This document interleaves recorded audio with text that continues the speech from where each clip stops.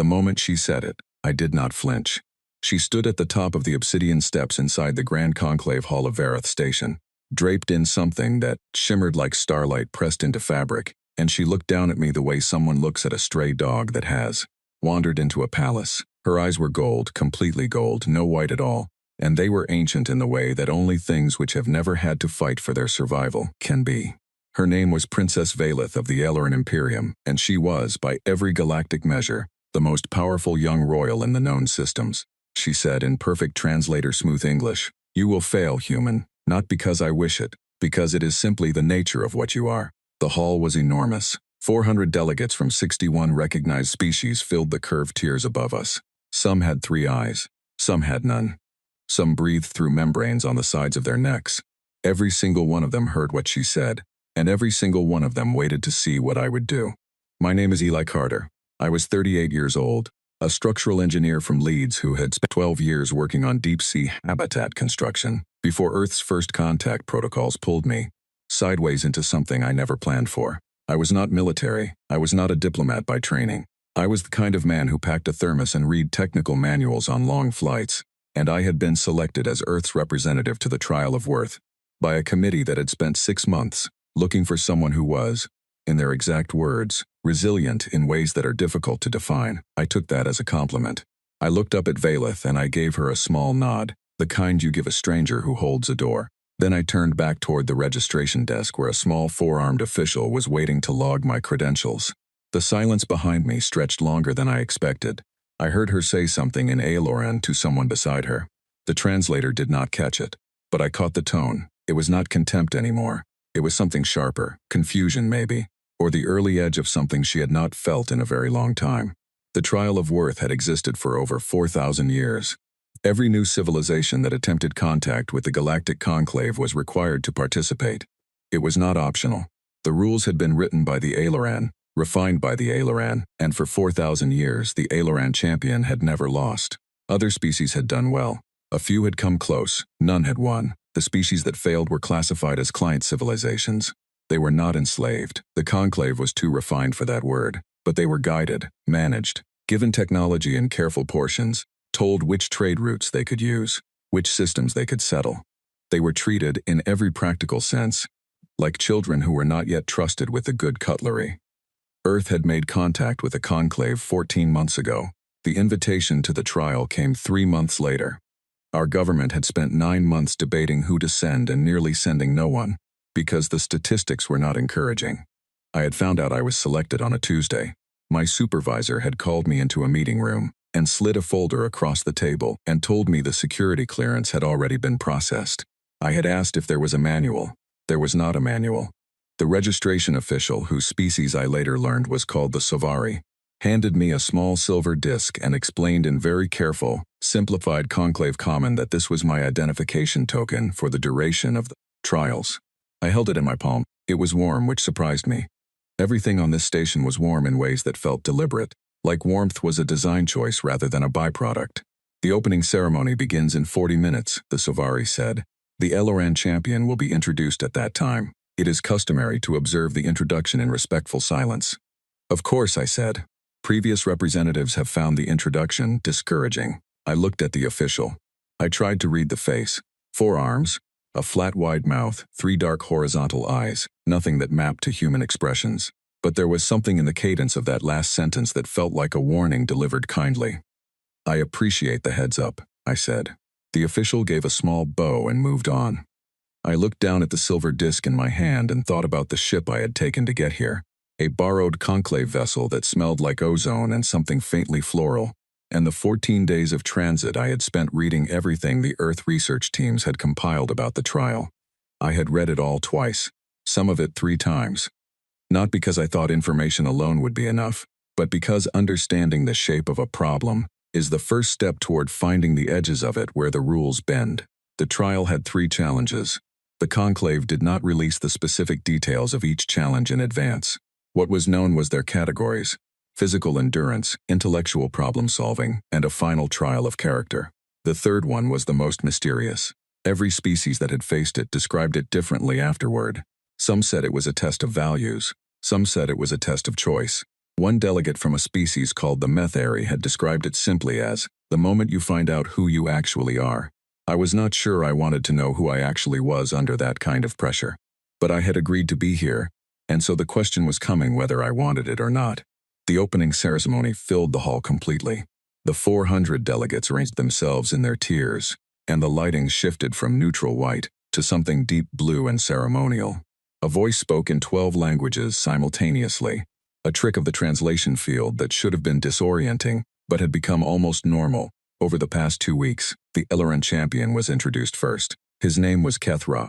He walked out from behind a tall set of dark doors at the far end of the hall, and the room responded to him the way rooms respond to things that are genuinely impressive.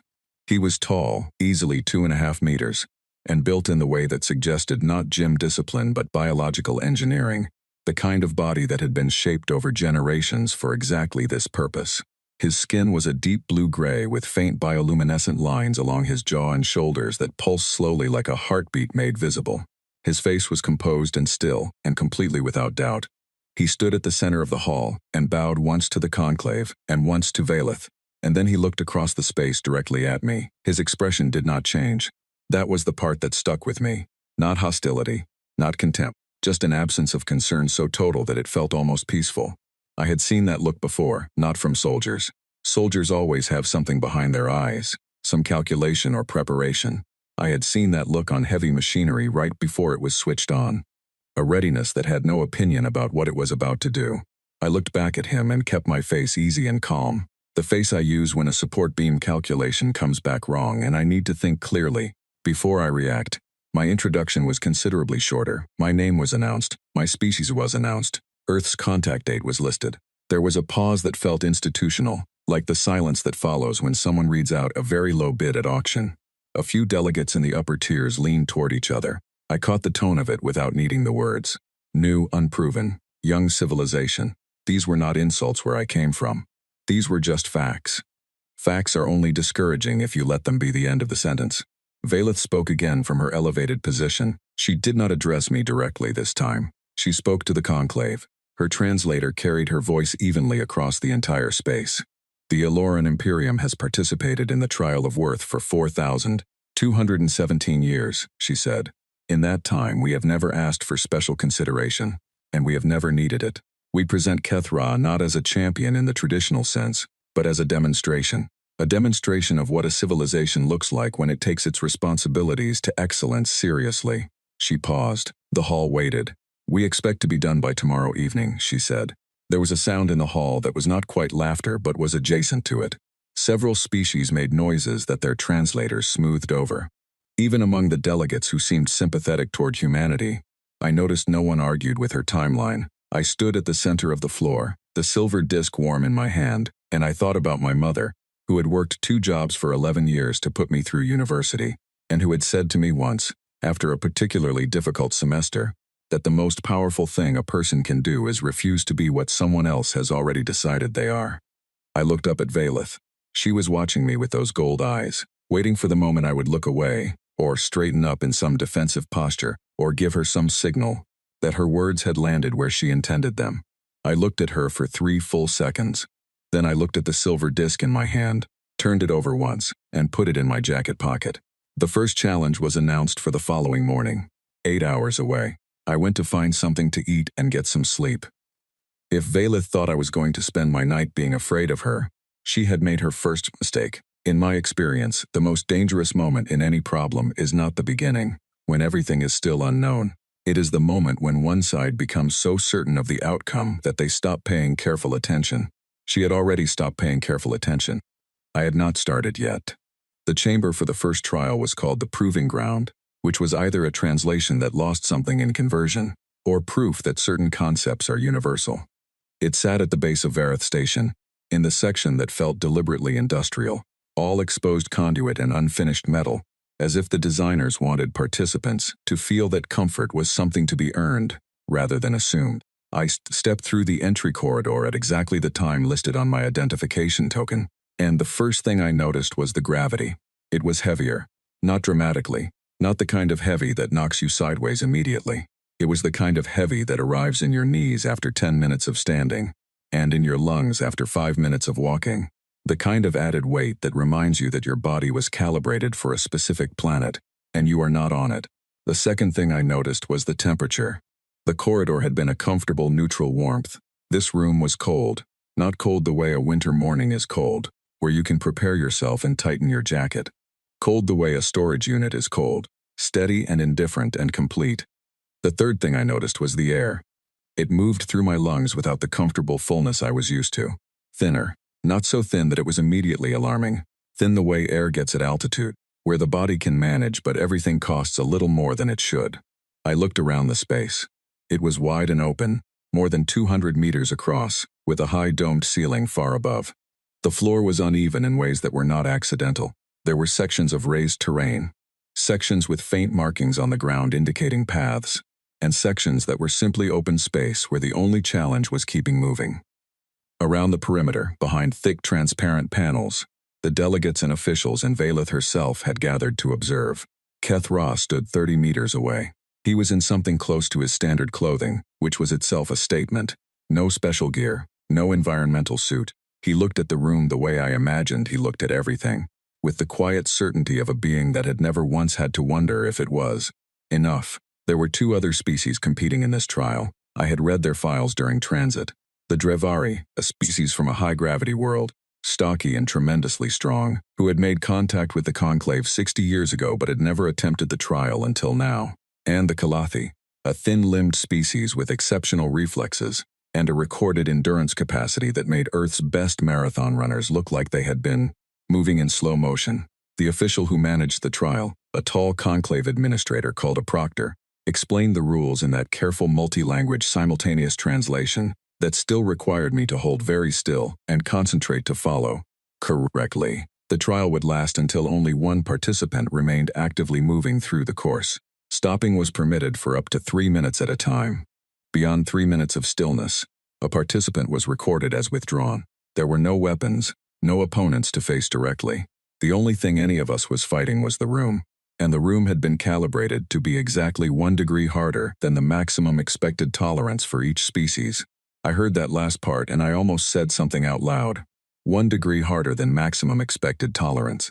Whoever had designed this trial had done their research carefully, which meant they had studied every species participating and determined the breaking point and then set the dial just past it. The science of it was solid and I respected the craft. The problem was that whoever had collected the data on humanity had almost certainly collected it from standard biological assessments. Lung capacity, muscle density, cardiovascular output, cold tolerance, response to sustained low oxygen, all of those numbers were real, all of them were accurate. What they did not capture, what no physical assessment has ever successfully captured, was the thing underneath the biology. The argument we have been having with ourselves for 10,000 years about whether we stop or keep going. The proctor raised one hand and then lowered it. The trial began. The Drevari moved fast at first, which surprised me. I had expected the high-gravity species to be slow and grinding. Instead they moved with a kind of dense, powerful momentum, like boulders that had learned to roll uphill. The Kalathi were immediately impressive, fluid and light, covering ground with an efficiency that looked almost lazy and was clearly anything but. Keth Ra moved at a steady, measured pace that communicated nothing except absolute control. I moved at a walking pace and thought about the weight in my knees. In my 3rd year working on the deep-sea habitat project off the coast of Norway, we had a supply chain disruption that left a team of 7 people inside an incomplete structure at 30 meters below the surface for 11 days, while a series of equipment failures and weather complications sorted themselves out above. I was one of the 7. The structure was pressurized and functional, but heating was reduced to conserve power, and the food supply had been calculated for 6 days, not 11, which meant careful rationing. During those 11 days, I learned something about sustained discomfort that I have never been able to fully explain to people who have not experienced it. The body has a very loud voice. It tells you constantly, in detailed and creative language, exactly how unhappy it is and exactly what it would prefer to be doing instead. The key is not to silence that voice, because you cannot silence it, and trying wastes energy you need for other things. The key is to simply not be particularly impressed by it. My body, walking across the uneven floor of the proving ground under increased gravity and thin, cold air, had quite a lot to say. I let it talk. The first hour passed without drama. The Drevari moved well, the Kalathi moved beautifully, Kethra moved without apparent effort. I moved steadily and thought about structural load distribution, which is a habit I have when I need to keep my mind occupied without using the part of my brain that would start counting minutes. At the 90-minute mark, the Drevari began to slow. Not visibly, not in a way that would have been obvious to anyone who was not watching carefully. But the momentum changed. The dense rolling quality of their movement became slightly more deliberate, slightly more considered. Their breathing, which I could faintly hear across the space, had taken on a rhythm that meant management rather than ease. I was feeling the cold in my hands and the weight in my hips, and a specific tightness across my chest that I recognized as the beginning of altitude. Response: the body starting to make calculations about oxygen it was not receiving at the usual rate. I had felt this before, on a climbing trip in the Alps years ago, and the important thing I had learned then was that the calculation the body makes at this point is very conservative. The body decides it is in trouble well before it actually is in trouble. The gap between those 2 points is where a person who knows what they are doing can keep working. I kept walking. The Kelathi were still moving well at the 2-hour mark, their light frames perhaps better suited to the cold and thin air than the heavier Drevari.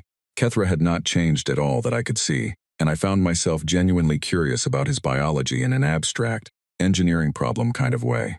What had been optimized in him?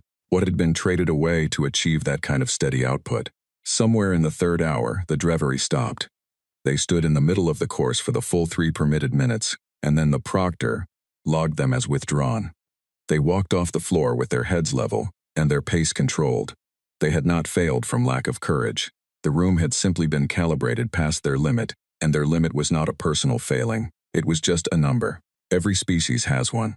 I passed through an elevated section of terrain that required actual climbing, hands on rough metal surfaces, fingers that had gone numb enough to be unreliable, and I focused on each individual handhold and foothold and did not think about anything else until I was over it. When I got to the other side, I permitted myself to look across the floor. Kethra was still moving. The Kelathi were still moving. I was still moving.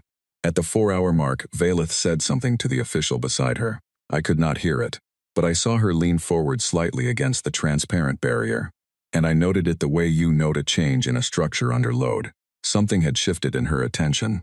The Kelathi's fluidity began to fail somewhere in the 5th hour. It did not fail all at once. It unraveled gradually, the efficiency becoming effort, the ease becoming visible work. They were still moving, they were still impressive, but the gap between what they had been at the start and what they were now was measurable, and the room was not finished making its demands. I had stopped thinking about structural load distribution. I had moved past that into a quieter place that I do not have a clean word for. Not meditation, not detachment. More like a very simple negotiation between me and the next step. The next step is the only thing that matters. Not the step after it, not the distance remaining, not the temperature or the weight or the tightness in my chest, just the next step. This is something humans figured out a very long time ago, out on the open savanna, following something that was faster than us across distances it could not believe we were still covering. We were not built to catch our prey quickly. We were built to still be there after everything fast had already given up and gone home. The Kelathi withdrew at the 5-hour and 20-minute mark, and then it was just me and Kethra. The observers had gone very quiet. Not the quiet of boredom. The quiet of genuine attention, the kind that happens when something unexpected is occurring, and no one wants to miss a detail. Kethra looked at me across the floor. For the first time since the opening ceremony, something moved in his expression. Not concern, not surprise exactly. More like recognition. The adjustment a very good machine makes when it realizes the job is going to take longer than the original estimate. I gave him the same small nod I had given Valeth the day before. Then I turned and kept walking. We moved through the 6th hour together. I will not pretend I was comfortable. My hands had been numb for 2 hours and my knees had developed a conversation with me that was very specific and very insistent. My lungs had settled into a working pattern that was functional, but not what I would call enjoyable. I was cold and heavy, and my body had moved well past the point where it was asking politely to stop and had gone into a kind of steady low muttering, the way a machine sounds when it is running over its rated load, but has not yet reached the point of actual failure. I thought about my mother again, briefly. I thought about my first day on the Norway project, when the team lead had looked at the scope of what we were building and said that the only way to build something this large is to stop thinking about the whole thing and just solve the next problem in front of you, and then the next one, and then the next one, until one day you look up and the thing is finished. I solved the next problem in front of me, which was the next step. At the 6-hour and 40-minute mark, Kethra slowed. It was subtle. It was the kind of change that would have been invisible to anyone who had not been watching him for 6 hours and learning the specific rhythm of his movement. But it was there, a fraction of a second more time between strides. A slight adjustment in the angle of his shoulders that shifted weight in a way that was not the original posture. He was managing something now. So was I. The difference was that I had been managing something for the past 5 hours, and I had gotten comfortable with the management. He was encountering it fresh. 12 minutes later, Kethra stopped. He stood completely still in the center of the course, upright, composed, not showing anything on his face that I could read. The 3-minute count began. I walked past him on my way through a marked section of the course. As I passed, I did not look at him directly. I looked at the path ahead of me, but from the corner of my eye I saw him watching me move. At the 2-minute and 50-second mark of his 3-minute limit, Kethra began moving again. I had to respect that. I genuinely did. Whatever had brought him to a stop had not finished him, and he chose to continue. And that was not nothing. The room was not easy for him either. It was easy to look at him and assume that his biology made everything simple. It did not. It made things easier. Easier is not the same as easy. We went through the 7th hour. The room had been getting slowly, incrementally colder. I had not noticed it as a single dramatic change because it was never delivered that way. It was delivered in fractions, the way a tide comes in, small enough in any single moment to be almost dismissible, but cumulative in a way that eventually becomes undeniable. My fingers were no longer just numb. They were at the stage where I had to look at them to confirm they were doing what I was telling them to do. My breath was visible in the air now, short controlled clouds that I regulated because controlled breathing is a conscious choice that costs very little and pays for a great deal. At 7 hours and 31 minutes, Kethra stopped again. This time, the 3 minutes elapsed. The proctor logged it quietly. The sound that came from the observer gallery was not loud. It was more like a collective exhale, the release of breath from 400 beings who had all been holding it without quite realizing. I finished the circuit I was on and then walked to the center of the course and stood there, because I was told the trial ends when the last standing participant reaches the center and stops. I stopped, my legs were shaking. I let them shake. There was no one left to impress on the floor, and my legs had earned the right to say their piece. The proctor announced the result, and then I looked up at the observer gallery. Valeth was not applauding. The hall was full of sounds that translated across species lines as acknowledgement and surprise and something I could only describe as a shift in the atmosphere, like the air in a room changes after a window is opened. Valeth was standing very still, both hands at her sides, and she was looking at me with those gold eyes. And her expression had changed completely from the day before. Yesterday she had looked at me like something beneath notice. Today she was looking at me like a question she did not yet know how to ask. I was not triumphant. I was too cold and too tired and too focused on keeping my legs from sending me to the floor to feel triumphant. But I allowed myself one small, quiet thought. 1 down, 2 to go. I found the nearest wall, put my back against it, slid down until I was sitting, and let my body say everything it had been waiting to say. I listened to all of it. Then I asked the Soveri official, who appeared at my side, if there was any tea on this station. There was, it turned out. Something close enough to count. The second chamber was called the synthesis room, and unlike the proving ground, it did not look physically threatening in any way. It was well lit. The temperature was comfortable. There were chairs, proper chairs, the kind you could sit in without your spine staging a complaint after 20 minutes. There were workstations arranged at intervals, each one stocked with tools and materials and screens that showed data in a format the translation system had already converted into something visually navigable. For a brief moment, walking in, I felt the particular kind of suspicion that comes from something being too comfortable. I had learned on construction sites that the most dangerous moments are not the ones that feel dangerous. They are the ones that feel routine right until they do not. The problem was presented by the proctor. It was not given to us as an abstract puzzle. It was given as a scenario, a detailed, fully realized emergency simulation involving a colony transport vessel carrying 812 civilians that was currently experiencing a cascade of overlapping system failures.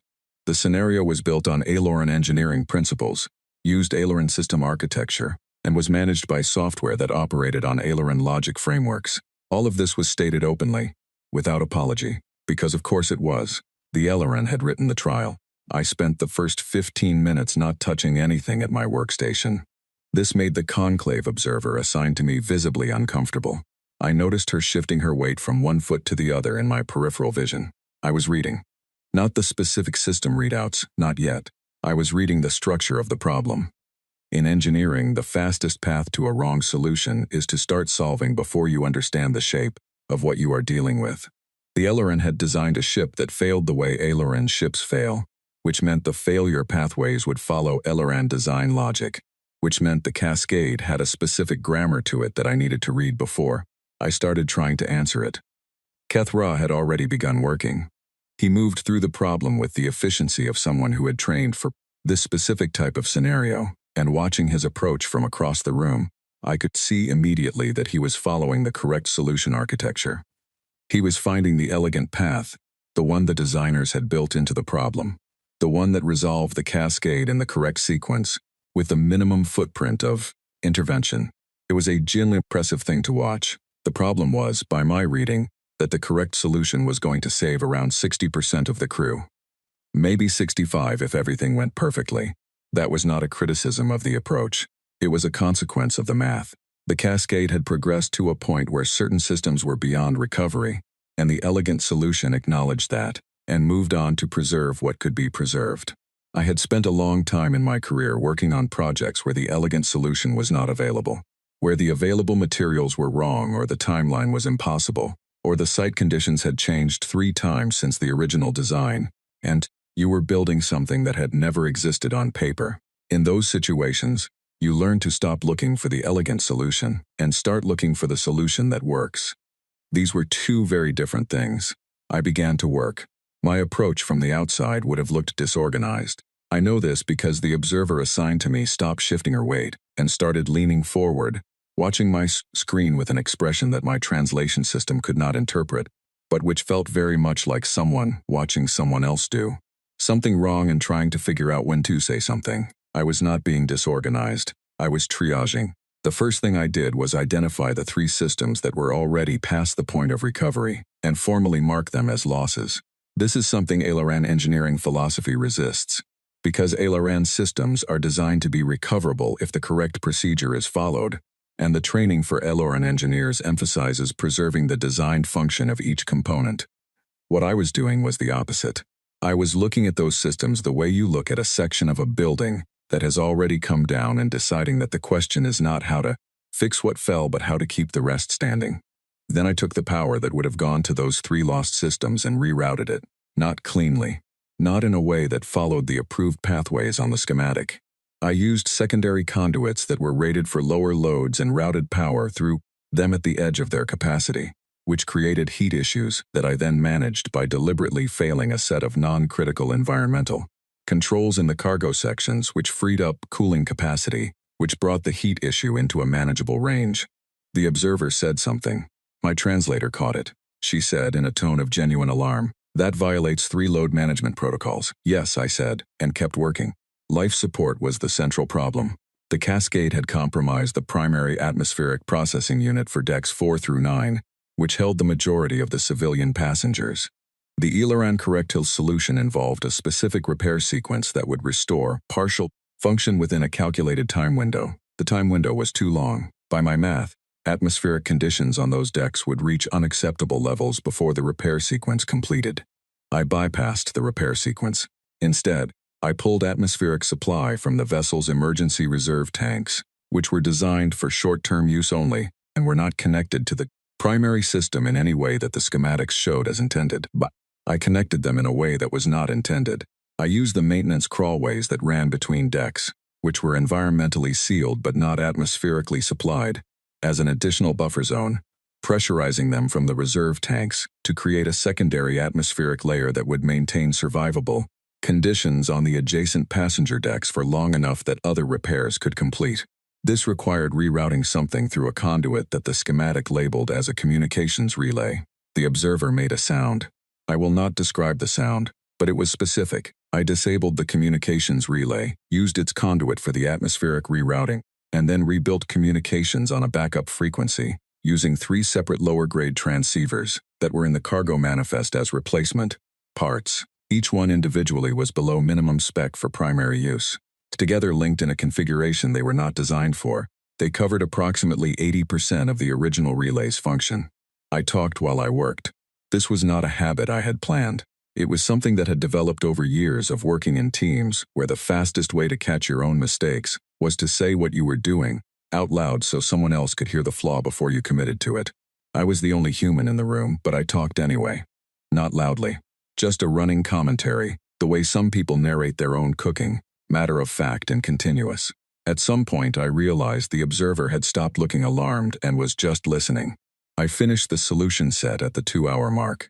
The simulation ran forward to completion automatically. It evaluated the state of the vessel and crew at every interval, extrapolating survival rates based on the conditions established by each intervention. My solution saved 763 of the 812 civilians. Keth Ra's elegant solution had completed 20 minutes before mine. His saved 498. The room was quiet in a way that felt different from the quiet of the proving ground. The proving ground had gone quiet from surprise. This was the quiet of people doing rapid recalculation. The proctor examined both results. He examined them for a long time. Long enough that I began to wonder, with a specific practical concern, whether saving more people was actually the metric being measured, or whether this trial was graded on method rather than outcome. Then Valeth's voice came from the observer gallery. "The solution used is not valid," she said. "It violates fundamental engineering principles. A method that should fail cannot be credited with a result it achieved by circumventing the established parameters." I stood up. I looked directly at her for the second time since arriving on this station. Her gold eyes were steady and her voice was controlled. But I had learned something over the past 2 days about the difference between controlled and calm. She was controlled. She was not calm. "With respect," I said, and my translator carried it evenly across the space. 763 people are breathing in that simulation. 498 are breathing in the other one. If you would like to explain to 265 families that their relatives did not survive because the rescue method was aesthetically unpleasing, I think that is a conversation that should be on record. The gallery erupted, not in anger, in something more complicated than anger. Something that sounded like a room full of beings all deciding, simultaneously, that they had an opinion about what they had just heard, and that they were not entirely sure they had been given sufficient opportunity to express opinions in settings like this before. Valeth said something sharp in Aileron that the translator did not catch. Keth Ra, standing at his workstation across the room, was looking at me again. The expression was the same one from the proving ground, but more settled now, less recognition. More something that looked cautiously like consideration. The proctor called for order. Order arrived, but slowly. The result was logged. I sat back down and looked at the workstation screen, which still showed the simulation outcome. 763 small indicators marked as viable. I looked at them for a moment. They were just numbers on a screen. They were not real people, but the arithmetic was real. In the lobby outside the synthesis room, while waiting for the ruling to be formally confirmed, a delegate from one of the smaller species, a short, green-feathered being from a world called Myrith, came to stand beside me. They did not say anything for a long time. Then, in translator-smoothed common, they said, "In our 4th year as a client civilization, our colony on the second moon of our home system had an atmospheric failure. The Aileron advisors sent us the correct solution. It arrived 11 days after the colony was lost. I looked at them. They looked at me. I did not say anything, because there was nothing useful to say. But I held their gaze and gave them the only thing I could, which was acknowledgement, an understanding that I had heard them. They nodded once and walked back to their delegation. I thought about that during the long walk to my quarters. I thought about it a great deal. Tomorrow was the 3rd trial, the one nobody had been able to explain cleanly. The one that apparently showed you who you actually were. I had a reasonable idea now of what it might ask, and I had a reasonable idea of what I was going to say. The 3rd trial did not take place in a specialized chamber. It took place in the Grand Conclave Hall itself, the same enormous space where Valeth had looked down at me on the first day and told me I would fail. The full delegation of the conclave was present. Every species, every observer. The lighting was the deep ceremonial blue again. The hall felt, if it was possible, even larger than it had on the first day, as if the weight of what was happening inside it was expanding its own dimensions. I stood in the center of the floor. Keth Ra stood 20 meters to my left. There were no workstations. There were no physical challenges. There were 2 chairs set at opposite angles, and between us, the proctor stood with a single data panel in their hands. The proctor explained the trial clearly, in every language simultaneously. This was the trial of character. Both champions would be presented with the same moral scenario. Each would respond.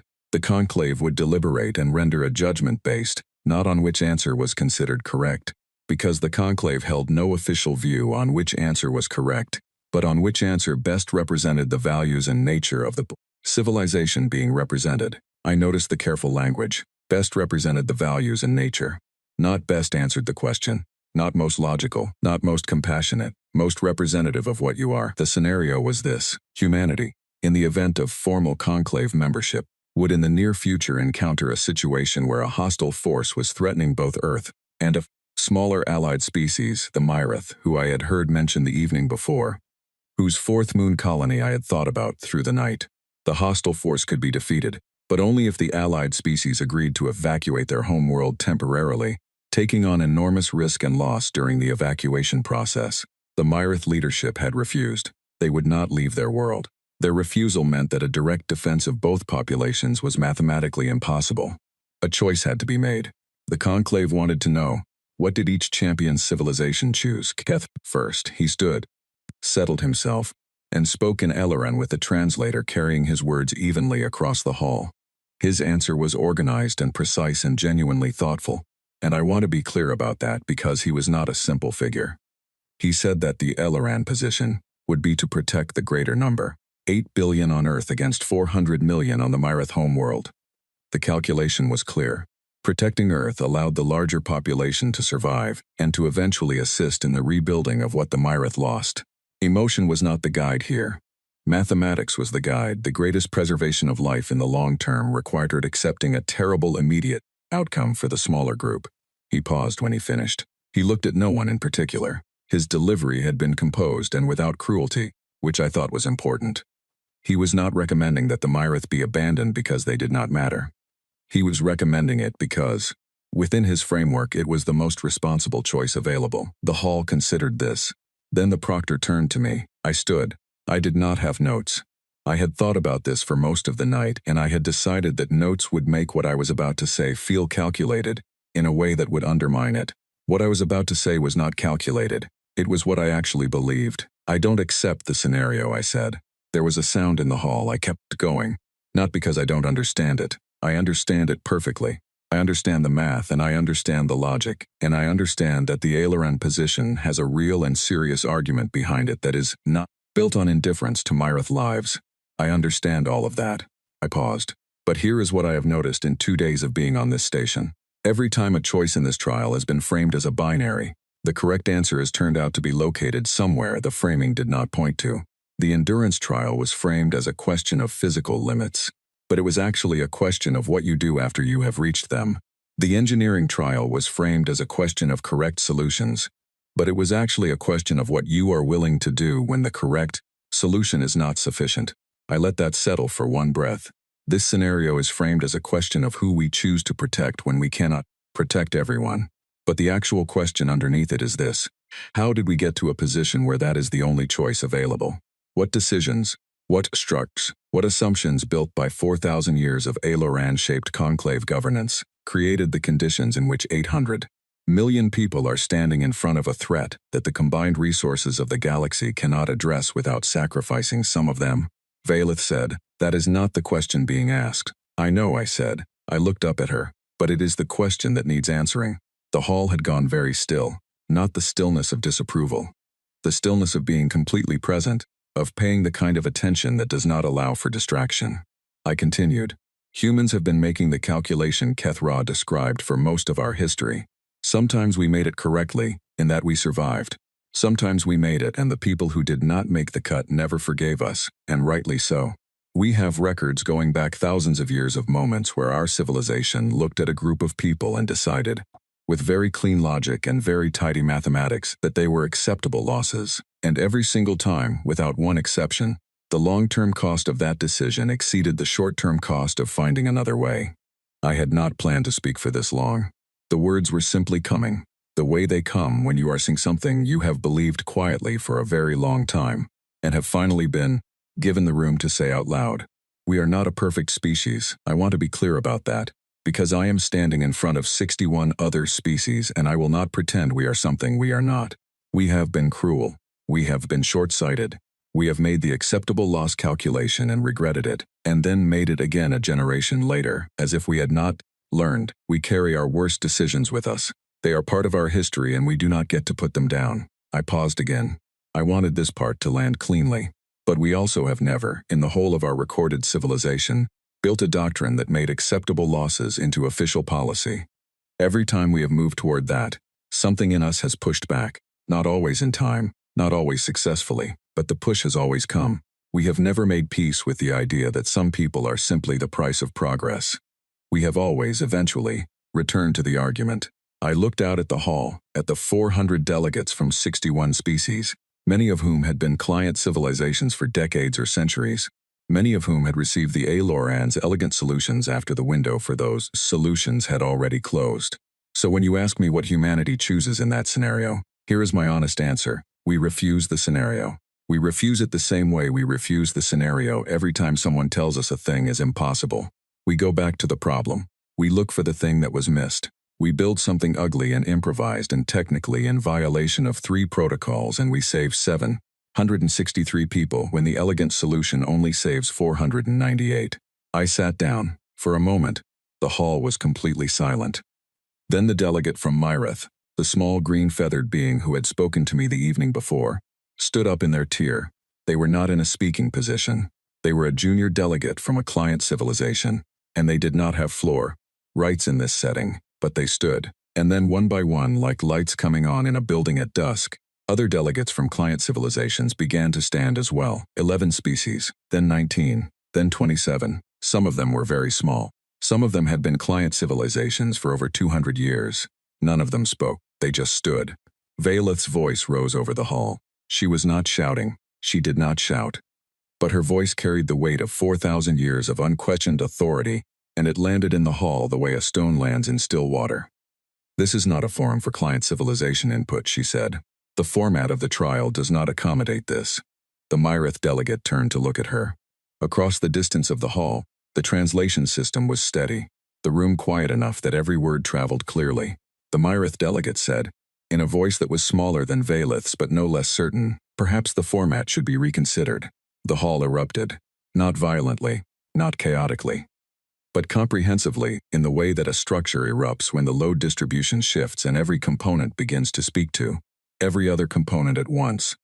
The proctor called for order. Order came eventually, but in a different arrangement than it had been before, like furniture returned to a room but not quite to its original positions. Valeth was standing very still in her elevated section. Her expression was controlled, but I had learned to read the difference. I did not feel triumphant. I felt the way I feel at the end of a project that has gone over time and over budget, and encountered 17 problems that were not in the original specification when the final inspection comes back and the structure is sound, not joy, something quieter, the satisfaction of a thing that was asked to stand and stood. Kethra looked across at me one more time.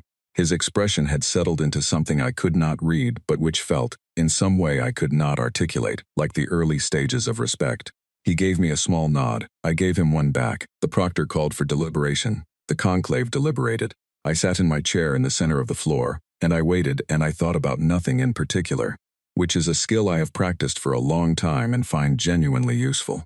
Valeth found me in one of the station's quieter corridors, 2 hours after the conclave's ruling was announced.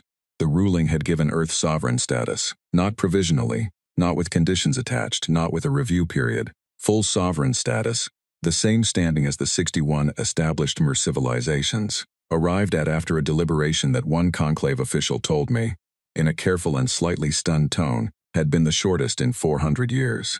The ruling had also, separately and consequentially, opened a formal motion regarding the client civilization classification system, not a resolution, not a change, a motion, the first step in a process that would take years and would be contested at every stage by the Aileron and others who had built their positions on the current arrangement, but a motion, a beginning.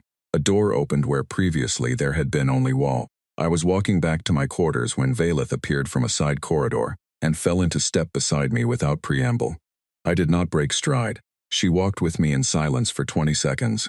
I counted. Because counting things is something I do when I am managing uncertainty. Then she said, I came to understand something. What did you come to understand? I asked. She was quiet for another moment. In profile, moving, she looked less like the figure at the top of the obsidian steps and more like a person, which I think was something she did not often feel and was perhaps not entirely sure how to manage. I have spent my life being trained to evaluate civilizations, she said. We have very specific metrics: age of civilization, technological index, cognitive complexity ratings, biological resilience classifications. I have reviewed the profiles of hundreds of species. I know what the numbers mean. I know what they predict. And my numbers predicted failure, I said. Your numbers predicted that you would withdraw from the first trial within 90 minutes, she said. The models are not arbitrary. They are built on 4,000 years of observational data. They have been correct in every case. Until now, I said. She did not answer that immediately. We turned a corner in the corridor, and the lighting shifted slightly, from the blue-toned station standard to something warmer near what appeared to be a rest area. She stopped walking. I stopped beside her. How do you do it? She said. It was not the question I had expected. I had expected something more structured, more Valeth-shaped, a challenge or a formal inquiry. What she asked instead was quiet and unguarded, and I realized that it had cost her something to ask it, because it was a question that admitted she did not know the answer, and she was not in the habit of not knowing answers. Do what specifically? I said, because I wanted to understand what she was actually asking. Barrett, she said. Your civilization is so young. Your individual lives are so short. Your bodies are fragile. Your technology is limited. Your history is marked by more conflict than almost any species in our records. And yet here you are, and you endured what Kethra could not endure. And you saved more people with the wrong tools than he did with the right ones. And then you stood in front of 400 delegates and refused to accept a premise that every other species before you has accepted for 4. She looked at me. The gold eyes were steady, but something in them was open that had not been open before. How do you do that? She said. When everything in your profile says that you should have given up, why didn't you? I thought about how to answer this for a moment, not because I did not know the answer, but because the answer is the kind of thing that sounds simple and is not simple at all, and I wanted to give it to her correctly. Because we know we are fragile, I said. She waited. You asked how I bear it, but here is the thing. Valeth, we have always known this about ourselves. We figured it out very early, back when we were still mostly concerned with finding food and not being eaten by things that were significantly better at the basic business of survival than we were. We looked at our situation clearly and honestly, and we saw that we were slow and soft and short-lived and not particularly dangerous individually, and we looked at all the evidence and we made a decision. I looked at her directly. We decided that the evidence was incomplete, I said. Because evidence only tells you what has happened, it does not tell you what is possible. And we have always been, fundamentally, more interested in what is possible than in what has already been recorded. She was very still. That is not a rational position, she said. No, I agreed. It is a human one. There is a difference. She looked away, down the corridor toward a viewport that showed the stars outside the station. The same stars that looked different from every position in space and yet were always the same stars. I waited, because I had learned that sometimes the most important thing you can do in a conversation is stay in it without pushing. I told you that you would fail, she said. You did. I was certain of it. I know. She was quiet for a moment. I am not accustomed to being wrong, she said. My people are not accustomed to it. We have built our role in this galaxy on the expectation that our judgment, when applied carefully and with the full weight of our knowledge and experience, is reliable. She paused. It is a very specific kind of discomfort, discovering that a framework you have trusted completely has a gap in it that 4,000 years of data did not show you. What kind of discomfort? I asked. She thought about this. The kind that makes you want to learn the thing you missed, she said, rather than to explain it away. I had not expected that answer from her. I want to be honest about that. I had expected defensiveness, or a pivot to strategy, or some reframing that protected the original position. What she said instead was something that required a kind of intellectual courage that I could not pretend to take lightly, because I knew from personal experience that it is easier to defend what you already believe than to sit with the discomfort of having been wrong and decide that the discomfort is information. That is a good kind of discomfort to have, I said. She looked back at me. Something in her expression shifted again, towards something I would tentatively call curiosity, the open, reaching kind rather than the evaluating kind. Your world, she said, what is it like? I thought about that. I thought about Leeds on a gray November morning, the kind of morning where the sky is one solid piece of cloud from one edge to the other, and the air smells like rain that has not quite arrived yet, and you pull your jacket tighter and you feel somehow deeply, specifically at home in a way that you cannot explain to someone who has not been cold in exactly that particular way. I thought about the North Sea in summer, and the way the light moves on it when the sun is low and everything turns a color that does not have an easy name. I thought about my mother's kitchen on Sunday evenings, about the arguments I had had with colleagues over stress calculations, about the long, noisy, impossible, frequently embarrassing, constantly surprising business of being a civilization that had absolutely no business, being as persistent as it was. Complicated, I said, loud. It argues with itself constantly and never reaches a final conclusion and then gets up the next morning and starts arguing again.